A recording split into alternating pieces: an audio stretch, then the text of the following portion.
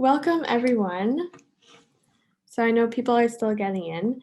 Can you all hear me okay? Thumbs up is great. Thank you. Okay, I'm Frances, and I'll be moderating this, our first talk. Our workshop is just starting, which is super exciting. So if you would like to, you can still put a stamp and let us know where you're calling from.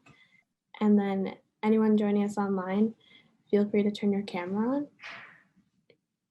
So welcome to day one of our workshop, presented by Stride and the Power of Home, Rebuilding Together the Strength of Human Relationships. So the topic of this workshop, Rebuilding Together the Strength of Human Relationships, is the theme for UNIV 2022. And as you can tell from the title, the workshop will focus on how to rebuild together, especially in very difficult times. So our first talk will focus on ourself, and it will be given by Dr. Susana. The talk is called Human Being, Giver, or Receiver. So we invite you to save your questions for the end, and you're welcome to raise your hand and ask them. If you would like to ask your question anonymously, you can just message me and then put your question in the chat or message me, and then I can ask for you. Okay. So I'm going to introduce our first speaker, Dr. Susana Christiansen.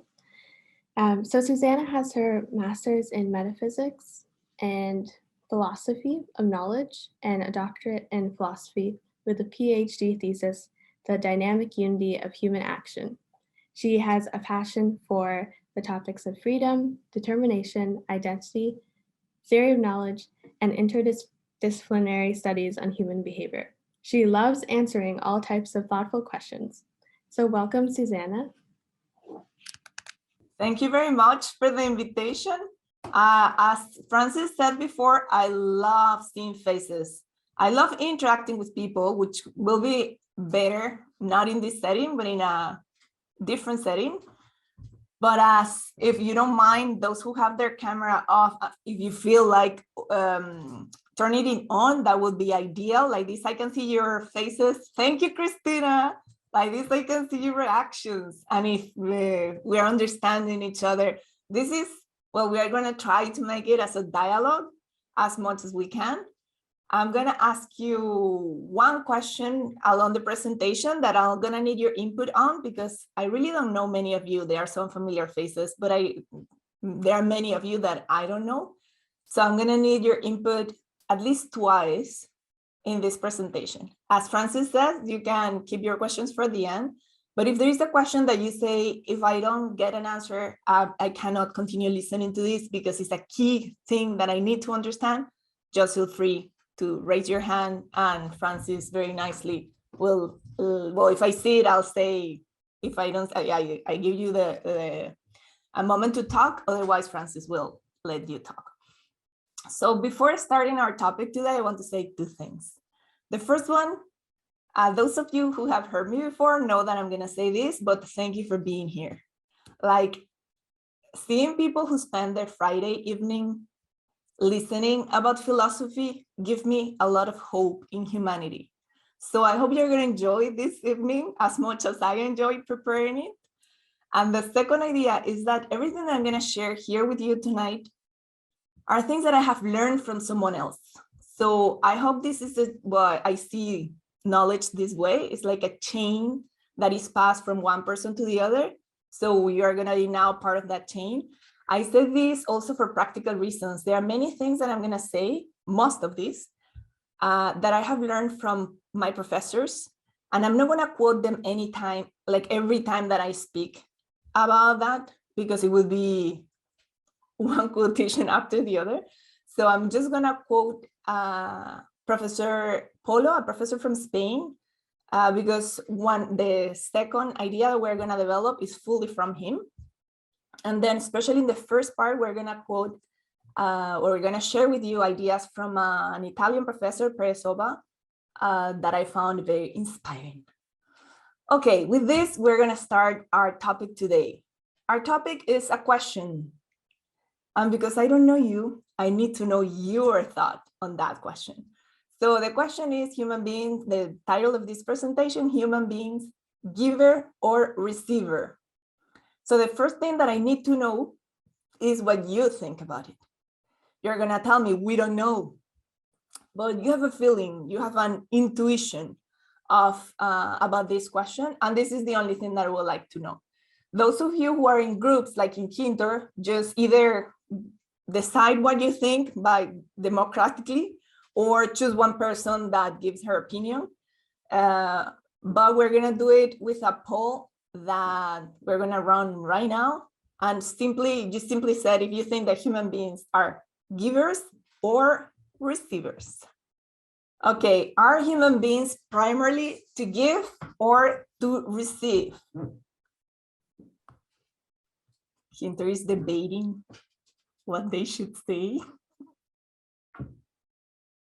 Okay, very interesting. 72% of you think that human beings primarily are to give, and 28% think that human beings are primarily to receive.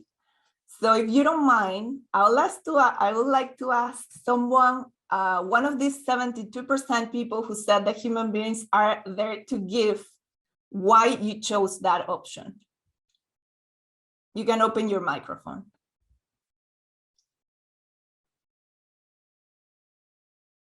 Let's see who's courageous enough to share their idea. No one was, yeah. I can go. Okay. I think, I'll be honest, I was a little confused because I was like, what are we giving and what are we receiving? So it took me a minute to answer the question, but then I chose giving because I thought that made more sense. For example, when you give your time, I think that feels more meaningful. Okay. Yeah, this is what most people think, and that's why we started this presentation with that question.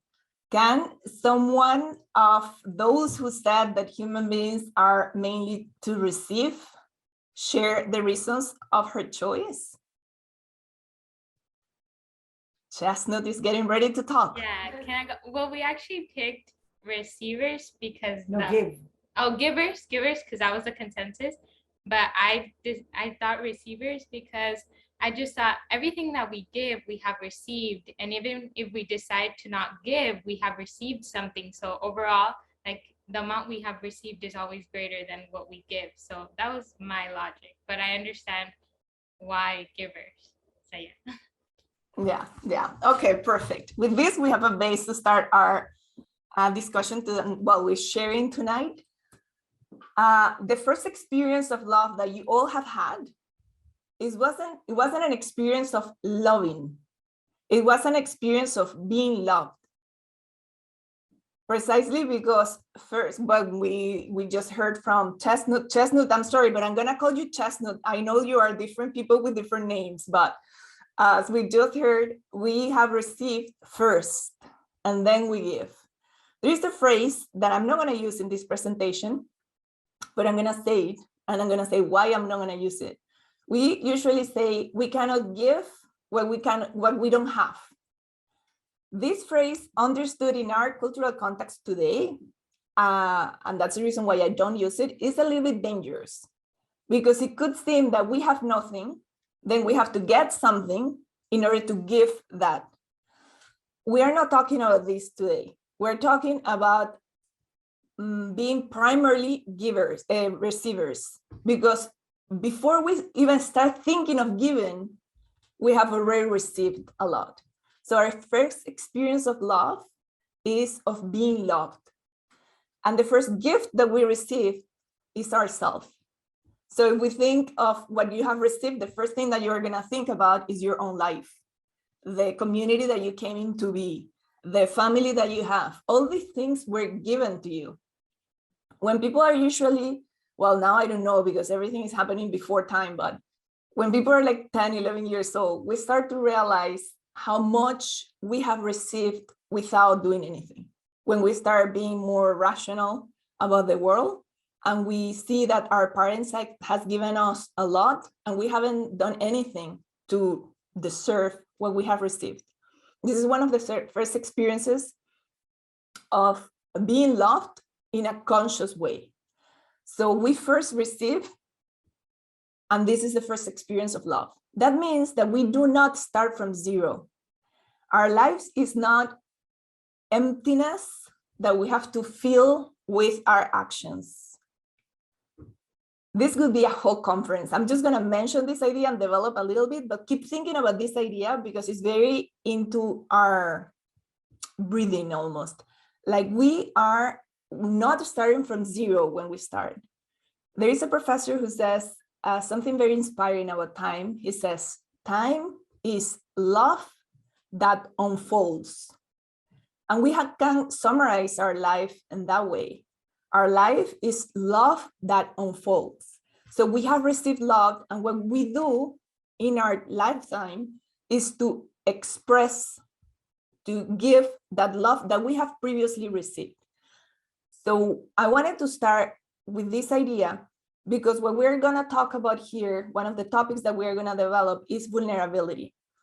And to speak about vulnerability, we need to start from a place in which we are receivers to understand how threatening to our identity things could be when there are things coming from the outside if we don't fulfill that essential need of being a receiver.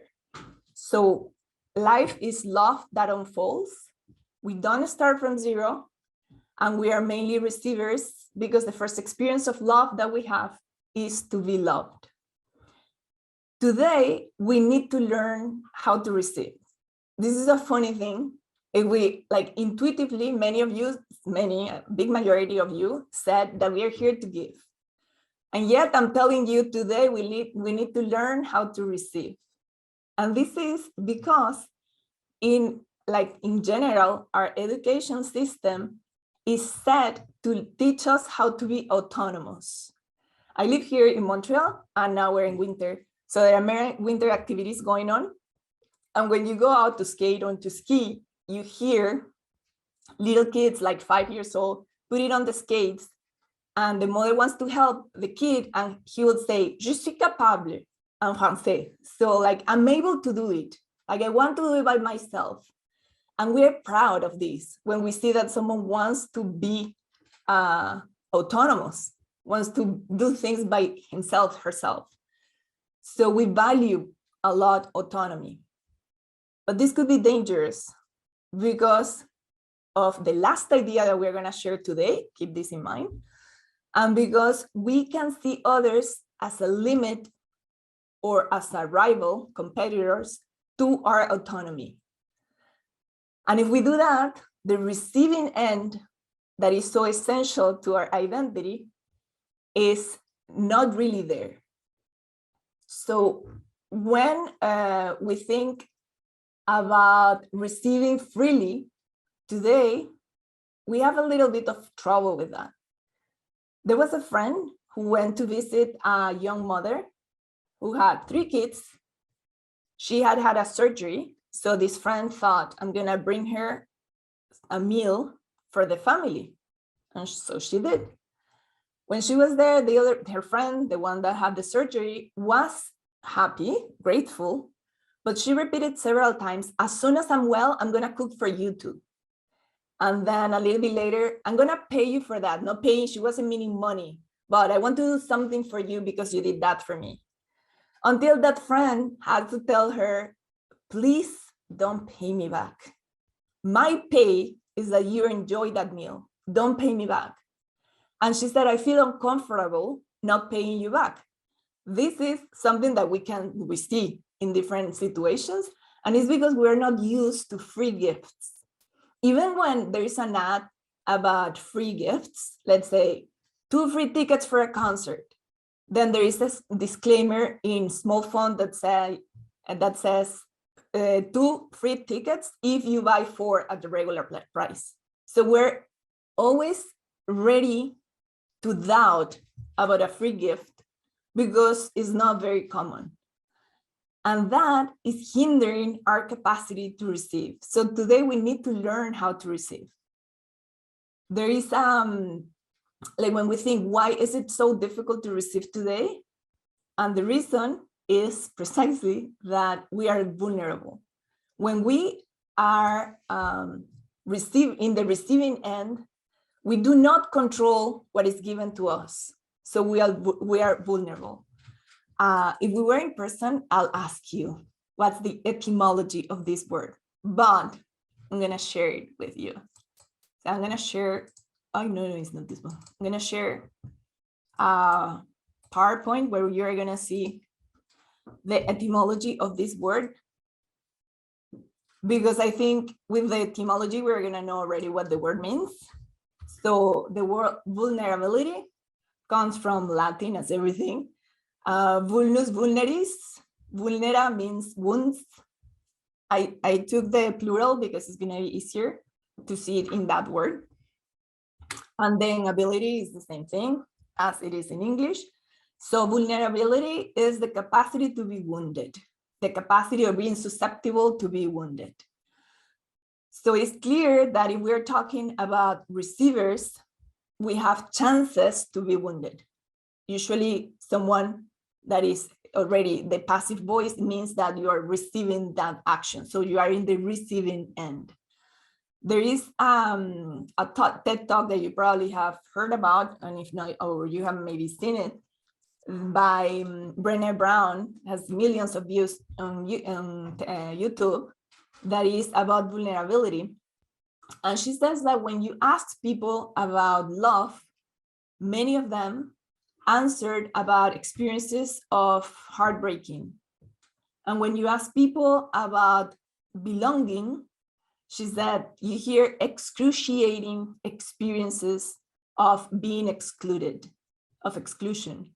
So it is sad that when we are talking about so essential features of our identity, belonging, loving, what most people reflect are experiences of not having gotten what they expected from others regarding love and belonging. But it's interesting that what is underlined in these experiences is the receiving end. So there was a failure in the receiving end. So the receiver part of that person wasn't fulfilled. There are two ways of, well, there are many ways, but I would like to highlight now two ways of reacting to vulnerability. Again, I will ask you so many things. For example, right now, I'll ask you, how would you react when you are wounded, when you are hurt for something? There are several reactions. I'm going to mention two just because they have the same mechanism and can explain why we are giving so much importance to the receiver part. One option is compensations. That means instant gratification. Sometimes we are hurt and we go and let's say we go to the kitchen and take a chocolate bar. What happens there? Why the mechanism happen? Because this is a mechanism of control. I know that my efforts going back down to the kitchen are gonna be are gonna meet for sure the goal that I have, that is have that bar of chocolate and feel the comfort of getting it. So compensations, instant gratification are a way, an easy way. I'm not saying that I foster these ways. I just want to show the mechanism, the inside mechanism of these reactions. So instant gratification or lack of dialogue. We said we close up to the world, we go to our corner and we wait there. Why? Because dialoguing with others, we cannot control what the other person is going to say. So a dialogue of me with myself is safe. Again, it's the mechanism of control. So when we think about that, the key point in this explanation is that in the receiving end, I'm closing up. So what I'm doing is saying to my capacity to receive, just in case you're going to be hurt, maybe it's better to close up. But we said before that human beings are primarily to receive. So when we say, I don't want to receive, I'm okay with myself, I'm safer with myself, it is true, it may be safer. You may not be open to wounds, but you're also closing up to the gift of others, the gift that you can receive from the outside. So to illustrate this, I want to share with you two images that respond to two ways of understanding human beings. And this comes from Professor Paul. The first one is understanding human beings as an open system. The second one is understanding human beings as a system in equilibrium. This sounds complicated, but we're going to see it with one image. And here's what I need you again. I'm going to show you an image, and that is going to be an image that corresponds to the system in equilibrium, so to this second option. And I'd like you to tell me, what do you think? You can open your mics for that. What do you think this man, the man that you're going to see right now, this man how he would react if he received something? This is the man. So get into his situation. What happens, what he would say or how he would experience if something is given to him? I would be scared. Why? Because he might tip me to the other side. Okay. I would drop everything, so try to like catch it, I think. Okay, so some trouble. It's not a pleasant experience. Up to now has been not a pleasant experience. You better don't give me anything because I have enough with what I have. I think it would depend. Because like, of course, there would be like a challenge in trying to balance everything. But at the same time, like, I don't know, what if he receives something on the head so that he's still balancing it? So like a new challenge. Yeah, it is like, of course, it would be like a trouble challenge, but how much of a trouble depends on like where the thing gets. Yeah, and well, even if it gets on one hand, like you can put like raise this hand or lower these to balance again, like the force of gravity. But yeah. Okay, so Maria Paz says that we can see it as like he may be happy of receiving something because it's like, wow, new challenge. I have already 2 rings in each hand, but I can handle more. So I may be improving my equilibrium. Right, so what we see from this man, like when looking at this man, is that he's in equilibrium. Again, equilibrium, the etymology of this word is the same equilibrium weight. So the same weight in each side. As Maria Paz just said, he has to do something to balance. If he receives something, he has to either put the same weight in the other side, change the position of the arms. So he cannot just receive freely and happily. Like the receiving becomes either a problem, according to Carolina and Sarah, or a challenge, according to Maria Paz. But basically it's the same. It's not a peaceful receiving, let's say. It is get ready to receive because you have to react to that receiving. So the equilibrium, and the reason why he can balance there is that he has the same weights in one side or the other. Okay, then this man needs, like, is in tension because this is what keeps the equilibrium up. If that tension disappears, like he's now keeping it in a way that everything goes ahead. If something changes in that tension, he's not going to make it to the end. So his focus, if I ask you right now, I'm not going to do it, but if I would ask you right now, you can think about it. What is this man thinking about? He's just thinking about the final destination. He's just thinking about, I hope I get there. So he's very focused, you can say. He's a very focused person, focused on his goals. And he's trying to use all his energies so that he reaches the goal. So there is tension, and he has to measure all the time. So he's measuring the pressure that he's putting on the pedal to go, the speed that he's going at. So if we go into his head, well, I don't know you, but every time that I see this picture, and I have seen these pictures many, many, many, many times, I get tired. Every time that I see it, I say, I hope I'm not this man. Because even though his face looks peaceful, he doesn't look really like a peaceful person inside. And this, and keep this in mind when we see the next one, this activity cannot go on forever.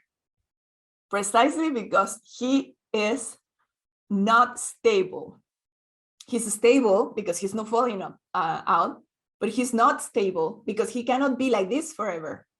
This is an activity that is called to start and finish in a temporal, relatively short amount of time. Okay, second image. This one. Okay, this is what an image that would respond to what Professor Polo calls an open system. Human beings, not as a system in equilibrium as we saw before, but as an open system. In here, the tree is in harmony. There are different branches, different sizes. A branch may grow in the left hand side and not in the right hand side, and the tree still will be there. It's not gonna fall apart because there is a organicity in the way in which the tree is organized that make it that there is a certain harmony in the life of this tree. What the man in the equilibrist did to go from one place to the other was to focus on the goal and go. But the final point was very clear, was whenever the rope finishes. In here, the final point of the tree is not determined because his way of moving is growth. So he can grow to one side, to the other, up. It's determined in a way by the nature of the tree, of that specific tree. But the tree grows. And the tree grows, and the equilibrist get to a point with tension, as we said. And finally, the tree is rooted. So the reasons for the tree to be up are his roots, its roots. The reasons for the equilibrist to advance is the tension and the measurement of the weights that he was carrying out. So if a tree, now go like with these two images in mind, remember what we said about receivers. If a tree receives something, nothing happens to it. Like the tree receives storms, well, is hit by storms, it receives birds, someone can build a house in it. And the tree doesn't see neither a problem, nor a challenge, as the other man did. If the tree were to think, and we went into the head of the tree and see his mind, or its mind, probably we're not gonna see the stress that we saw in the equilibrist. The tree will be thinking about whatever, the flowers, the fruits, whatever a tree could think about. I don't know what they think about, but it's not gonna be the tension that we saw in the equilibrist. Why? Because for the tree, and now we link vulnerability, receiving and with vulnerability. For the tree, he's ready to receive because his being, his identity do not depend on exterior factors. So the reason why he's there standing are his own roots. So the strength of his own being come from what he has received already, what he has inside, that is his roots, that were in potency in the seed that the tree was. Instead, the equilibrist is in equilibrium because of external factors. He needs to measure the weight and any other external factor that comes to him, unbalance his own world, and he has to recover balance.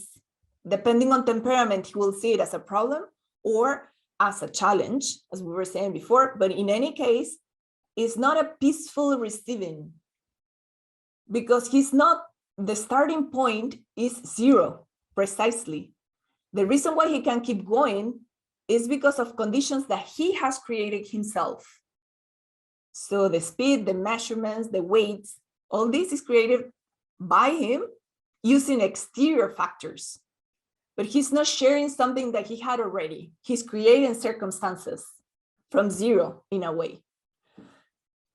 So I don't know you, but I know many people that, me sometimes, that we live as if we were the equilibrist, as we were responsible for everything that happens around us.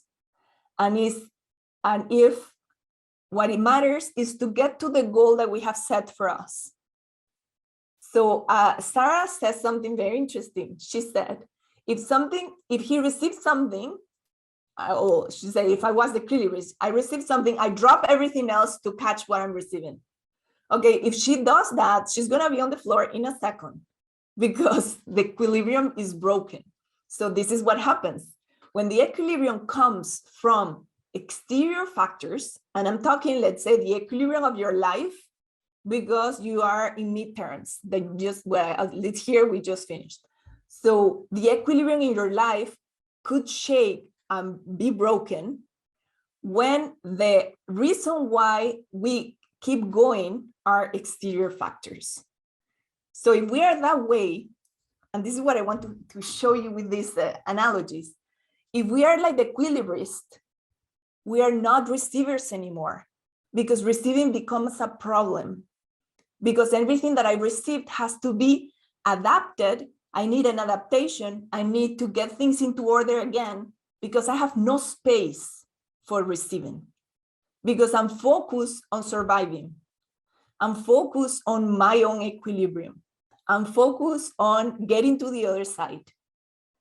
Very different from the tree, the image of the tree, that is someone that is rooted, is sharing with others what she has, and things that come may need an adaptation, but they don't shake the whole world. A bird comes, a house is built in that tree, and it may lose some branches, but the tree is gonna still be there. And this is what is able to receive. So the way of being of the tree is fostering being a receiver. In the case of the equilibrist, it's very difficult to be a receiver. Okay, any questions about these analogies? Because if this is clear, we're gonna say some vital consequences of being in one way or the other. Okay, I'm glad it's clear, because it's important for when it comes, for what we're gonna say now. So when we live this way, let's say the way of the tree, open to be receivers, ready to receive the gift, first recognizing the gift of ourselves, so our own gift, that would be the roots. And then our life is, as we said before, love that unfolds. So we are sharing with others what we have received. And this is the giving part. And maybe that's the reason why so many of you said that we are here to give, because this is what we experience most of the time. But now, hopefully, okay, Kinder, in a second, I'll give you time. Most likely now, and this is an invitation for tonight, start thinking how much every day, not only when we were babies or when we were 10 years old, but how much you received every day, because every day we received a lot. And the more we realize what we receive, the more we're going to be able to love, because the first experience of love is to be loved. And receiving is a form of love. When a parent realizes that the kid is grateful for what he has given to him, for the parent, not only for the kid is good, for the parents, this is very rewarding. Why? Because the gift that is received is a form of love. So when I receive a gift from a friend, my friend is feeling loved too by me because I'm receiving gratefully what she has given to me. Yes, Kinter College has a question. Hi, that's me. Hi. I was just curious because like we were talking the man, you know, balancing like how he's sort of basing his equilibrium off of external factors. And like, for instance, the tree doesn't, but I was just curious, like when there are external factors that are like maybe too much for the tree to handle, like you said, a storm like won't affect it. Yeah, maybe like a smaller storm, but if it was like a hurricane and like trees get uprooted and stuff like that. So I was just curious as like, I don't know, like in that case, it is kind of being like you have to take into consideration the external factors. So I was just curious what you had to say. Yeah. The exterior, not only you have to take them into consideration, there is no choice. We live in a world with external factors, and external factors are not always threatening ourselves. They are good. We need them. And we're going to see this in the last idea that we're going to share today. If the tree is uprooted, it's the same thing that happens with human beings up to this man. If he has a heart attack, he will die. If the tree is uprooted, he will die. It will die. And we also, not in the analogy, but in real life, will die. So there is a moment in which the final end comes. But before that comes, the focus on how open am I, I think this is the radical question here tonight. How open am I to receiving? And how is this receiving being an important part of my way of loving? Because if I'm focused on, okay, because we are very that way. First, if we think that we start from zero, it's very difficult to think that what we give is not something that we have earned. If I don't think that I start from zero, but that I have received, I am already starting from a point of view of the receiver that shares what she has. And it's very different, this starting point. Because when I have nothing and I have to earn it to then give it to others, every time that I hear, give yourself to others, I get tired. Because I feel like I have earned it with so much work. It has been so much effort to get what I have. And now on top of it, I have to share it with others. So it put ourselves in a position of tension, precisely. Like giving is not a cheerful activity. It is like we give with measure because it has been hard for us to get it. But if you start from, I'm a receiver, I have already received before I could give, then you almost have the joy of sharing with others the same thing that you have received with no effort and no deserving them. But yeah, at some point there is a final end for everyone, the tree, the equilibrist, and ourselves. Yeah. Okay. Can I ask a question? Sure. The difference between the equilibrialist and then the human as an open system. I'm having trouble with the idea of which one thinks receiving is easier, because for equilibrialist, what I understood from what you said, they are at equilibrium because of the external factors, and they took in the external factors and then they built it by themselves. So it seems like they are more eager to receive because they don't have anything. But on the other hand, receivers are open to receiving, but if they're not from zero, then it seems like equilibrialists think getting something from outside is more important, and they would be more eager to receive. Yeah, that's very interesting. First, there are two things here. The starting point, the equilibrist is starting from zero, and then he builds his equilibrium by welcoming, it's true, taking from the outside external factors. The difference is that, and the tree has the power to grow in itself because it's in the seed. The difference is that the tree does receive external factors. Without external factors, the tree wouldn't exist, because water is from outside, air is from outside, the sun is from outside. But the way in which the tree integrate these external factors in his life is making these factors part of himself. So that's why I said the growth of the tree is organic. So it's not an added thing, it's part of his being. So he is in a position to receive, absorb, and make his own. That is what healthy human relationships do. When we are with someone that is really our friend, what is that we do? This is what Aristotle say when he says, the friend is the other I, is another me, because I open my life to them and let them in, and they become part of my life.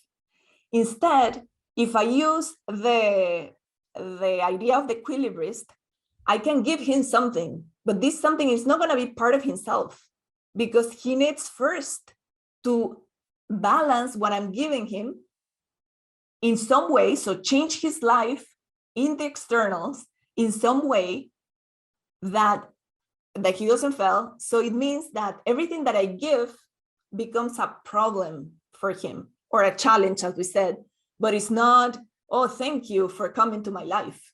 It is, I'm not always ready to receive you, because sometimes I'll be ready to balance myself and reorganize my priorities for you, but sometimes I won't.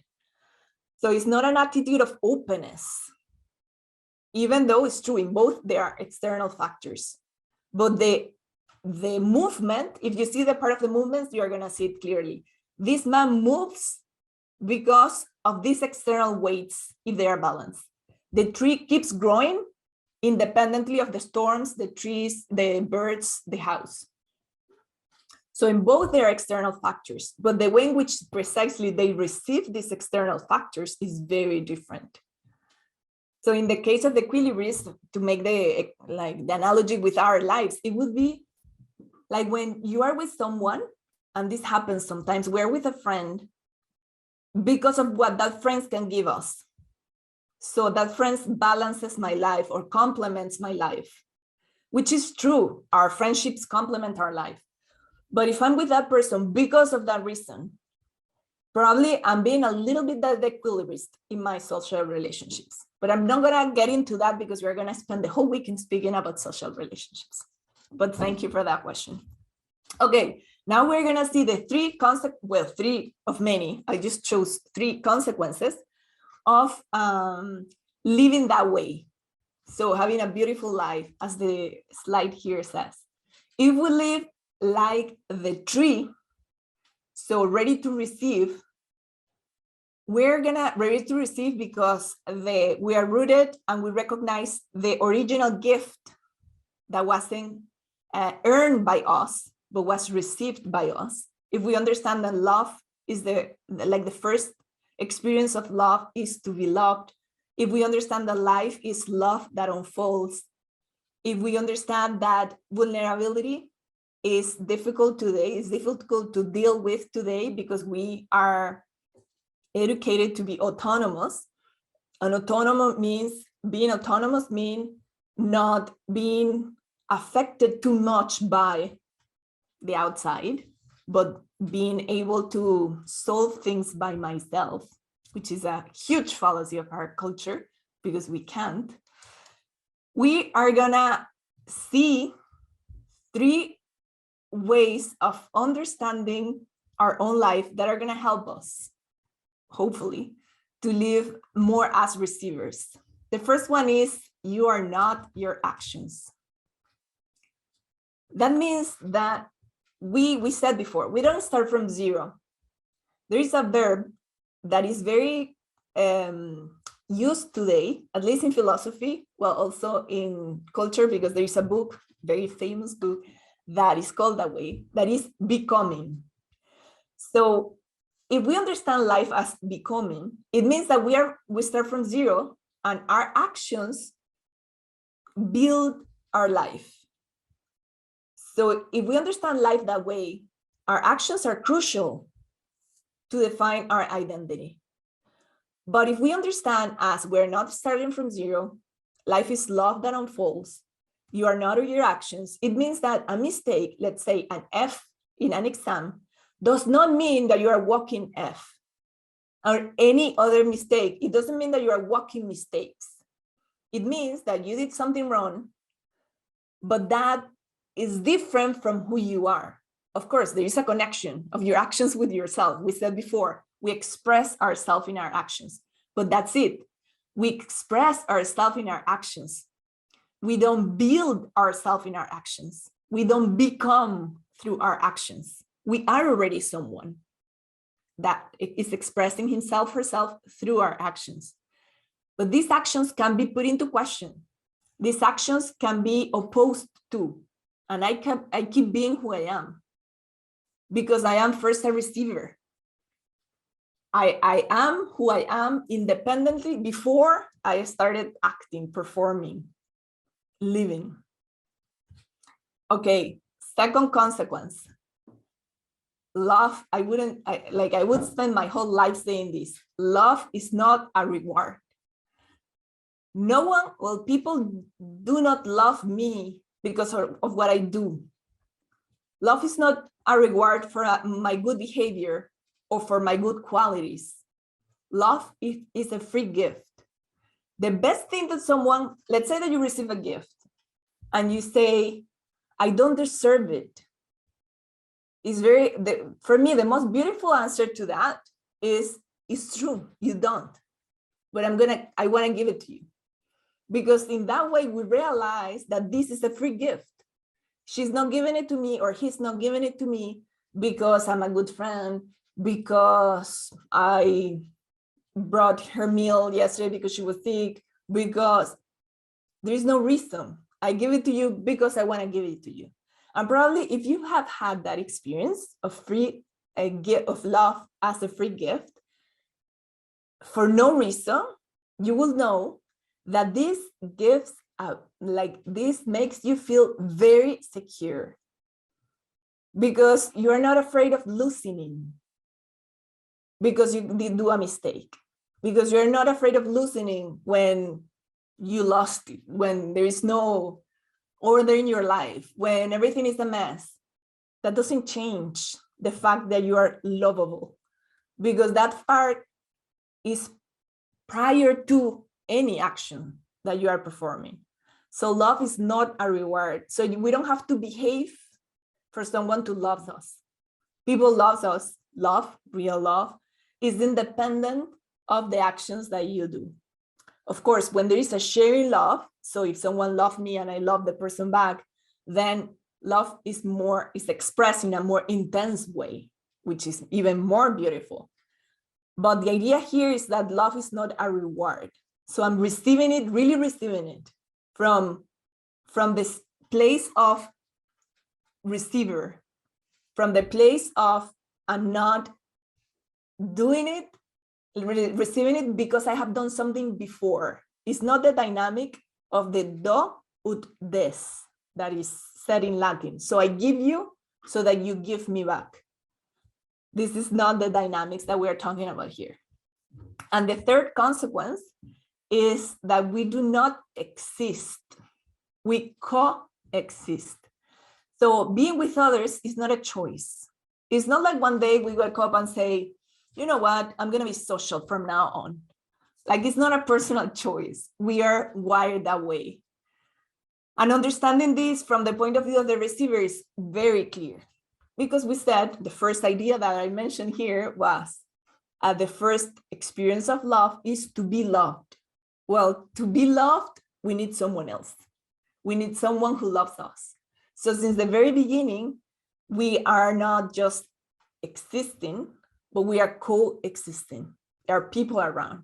This is the idea that you're going to develop tomorrow. So I'm going to just leave it here. So as an intro for tomorrow, I'm just going to reframe these three ideas in positive, because as you see, they're all negative, and I did it on purpose so that we see how many times we may think about me being my actions, about love as a reward, and about others, like me existing by myself and one day deciding that I may be social, I may want to be with others. So this means that in our actions, we express ourselves. We don't build ourselves with our actions. That would be the positive way of saying the first consequence. The second one is that love is a free gift. We don't deserve it. And in here, imagine how much I thought about you, that I ate a batchy, a chocolate, like 2 months ago, and I kept this for you because it has to do with love. Love is not a reward. So it says, love me when I deserve it the least, because that's when I need it the most. This is what love is. I'm not loving you because you are fun. I'm loving you because I want to love you. That's the deepest reason and the one that makes you feel more secure in life. And the last one would be that when we are with others, we flourish. And this is the one that you are going to hear more about in this weekend. So I think that's it. That's what I wanted to share with you today. Do you Thank you so much, Susana. Welcome. My pleasure.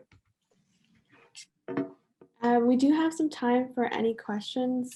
Of If course. anyone wants to ask them anonymously, just send me a message in the chat or raise your hand. Sarah had a question. Or the hand. No, sorry. I saw your hand. No. So Maria has a question, Susana. Hi, yes. I totally agree with everything you've said, but at the same time, I believe that we were we were receivers first before then givers. But I feel like in our essence, we are both, obviously, but also our essence is to give, because like whatever we receive, we at the same time want to share it with others, because like we obviously coexist and we don't exist on our own. But if you ever been loved, you usually express the love with others as well. Like we never just receive. And I feel like we can't give if we did not realize that we receive it first, like if we did not receive it. But I feel like there's not really one thing we are, kind of. I don't know. Yeah, I love that your question is very metaphysical. You said it's in our essence. I wasn't going to speak on the metaphysical level, but as you mentioned it, just in the beginning of your question, you have your answer, because it's true, we're both. I didn't say, are we givers or receivers, but primarily. So first, you said our essence is to give, but you are already starting from you are not starting from zero. You are starting from someone who has an essence. That essence was received. Like you didn't do anything to have it. So you first received what you have, and in what you have is written, this unfolding of love, means that you had already that capacity to love by giving, but that capacity was given to you. But yeah, we do both. It's just that we have, like the reason why I said that I wanted to focus this session on receiving is that precisely the first thing that we think when we think about these dynamics of love is in giving.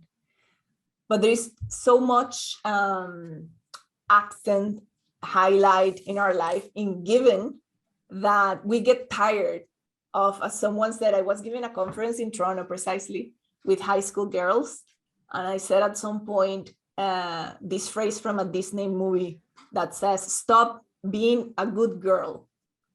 And I cannot describe to you what happens in the audience.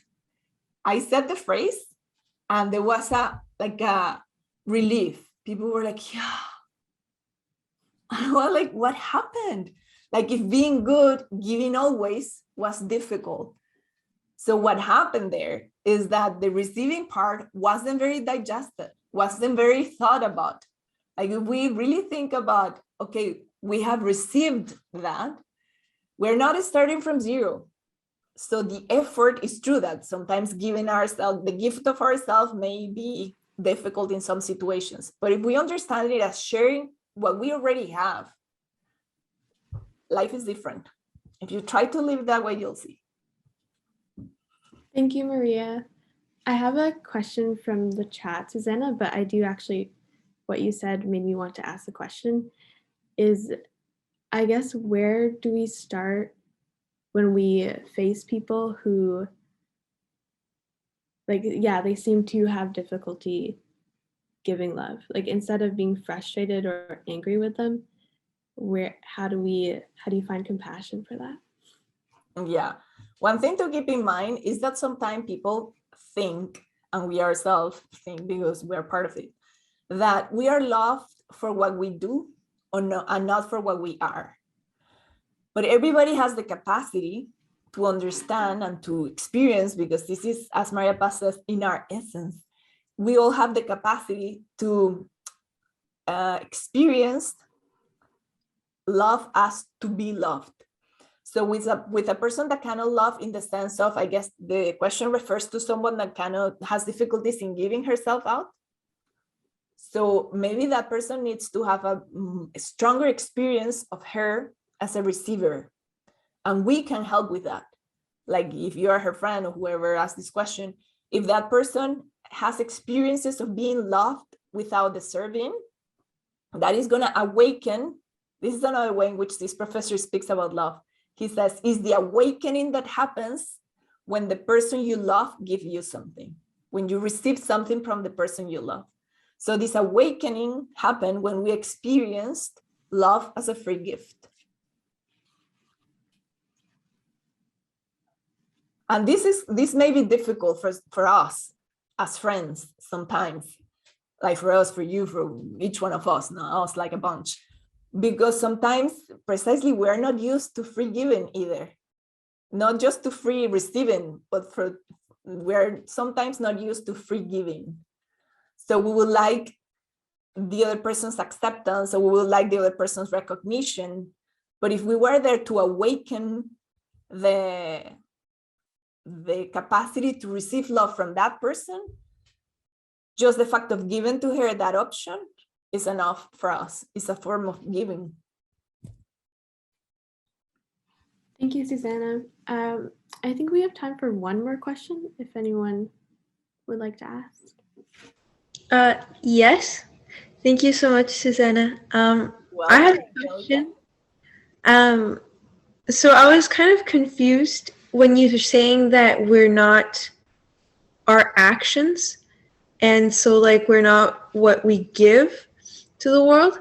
So I was thinking, does that mean that we are what we receive, if that makes sense? So no, thank you for asking that. What I meant is that if we keep in mind the idea of we're not starting from zero, it means that our actions are not our identity, meaning our actions can change. Indeed, they change, we improve. There are some habits that we acquire. There are some vices that we leave aside. And by changing this, I am in a way changing. In reality, it's not changing, but we are modifying our way of being. But what I wanted to say there is that if someone is opposed to our actions, if someone criticizes or is against one of our actions, does not mean, or thinking with opinions, that is even easier, doesn't mean that that person is rejecting or criticizing or opposing to us as a person, because the actions express the person, but this form of expression can change in time, and I keep being who I am. It is true that there is a relationship between my actions, a super direct relationship between my actions and my being, but there is also a distinction in a way that I can change actions and keep being who I am. The reason why I developed this idea, and I find it important within the context of receivers, of love understood as receiver or vulnerability, is that if we think that we are our actions, we put on ourselves, in our shoulders, a huge pressure to perform. So we are going to be what we achieve with our actions. That means that we think that we start from zero and that we are what we do. but really we are not what we do. We are unfolding something that we have received. We do that through actions. But the weight is not on ourselves. The main weight is not on ourselves. We have already something good that is the gift of us that we have received. But our actions can change in time first. And then our identity does not depend on our performance. So when we think of the word becoming, for me, it's very dangerous to speak about this word in the context of identity. Because if that word was true, that with my actions I'm becoming who I am, that is a very Nietzschean way of understanding life. It means that the weight of my identity lies on myself. And this has many problems in ordinary life. First, it's not true, because as we said, we have received an essence, we have received many things before we started loving. And then any mistake is fatal, because any mistake is going to affect my identity. Instead of being who I am, I do mistakes, I start again, I change the way of looking at life, and I keep being who I am. Does it make sense? I think so. So does that mean that our identity is been given to us from the beginning, and like we're just unfolding it as time progresses? Yes. Like you fold like a gift, if that makes sense. Like wow, that's a beautiful image. We unfold the gift. But for this unfolding, we need our freedom. We need our actions. It's us that unfold it. Like it's a very personal way of unfolding, especially because we're talking about love that unfolds. And love, thank you for giving me this opportunity, because I said this when I'm going to say this right now, like once a week, and I haven't said it yet this week. Love is always personal and concrete. So your way of unfolding that love is going to be different from the one of Victoria, because each one of you is different. So it is, when I say love that unfolds, it's not like all the information is there anyway, just unroll it. Life is going to happen. Life doesn't happen. We have to do something. But what we're doing is not building something from scratch. What we're doing is expressing something that we already have. That expression is going to be personal and manifested in actions. Like you have to do something. We cannot just say, I love humanity. You have to do something personal and concrete. And this is where your freedom is going to show. But what you are unfolding has been given to you. Sounds good. Thank you. Thank you. Thank you for the question. If there's time, I was sent a question in the chat. So Susana, you mentioned that the more we realize what we receive, the more we can love. Could you please elaborate? Yeah, we said the first form of love in time is being loved. If we realize that, we're going to share with others the gift that we have. Otherwise, if we don't realize what we have received, it could happen to us that we feel, because it's a feeling, these things cannot change. It's not like I'm starting from zero and my neighbor is not. Like we are not starting from zero, all of us. But if I have the feeling that I have, meaning I do not realize what I have received, I'm going to put my energies in building myself, in getting what I have to get. So it's like the equilibrist. That's why I use that image. If we use our energies instead of to express the love that we have, to unfold that love in being worth of being loved, being worth of friendship, by doing things that we think that for people are important or for myself. So in my goals, I waste energies, I waste time, I waste life, and I love less, because love is the expression of this unfolding. So this is what we can, when we said, is it to give or to receive? They are, as we said before, together. I do give. But if I have this awareness of having received, my love is gratefulness. So what I express in my life, what I give to others, is the gratefulness that I have for having received that. If I do not realize that, my way of loving has to have it's gonna be like I'm gonna put a break in my life until I have something worth to give, until I do things and I become good enough to love. And this is when we are breaking the dynamics of free gift and loving others. Does it make sense to whoever did that question?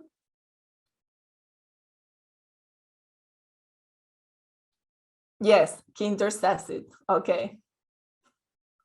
Yeah, I was surprised that Kinder hadn't asked a question yet, but now you went back to your normal being.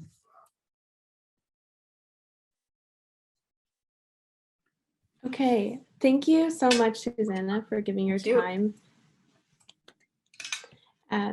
So just a reminder for everyone joining us virtually, we will see you at 4 p.m. Eastern for our first talk. If there are any last questions, I'll be on here. But if not, thank you so much for joining us. Thanks again to Susana, and we'll see you this weekend. Thank you so much. Thank you. Have a good night. Thank you. Bye. Thank you. Thank you. Bye. Thank you. Bye.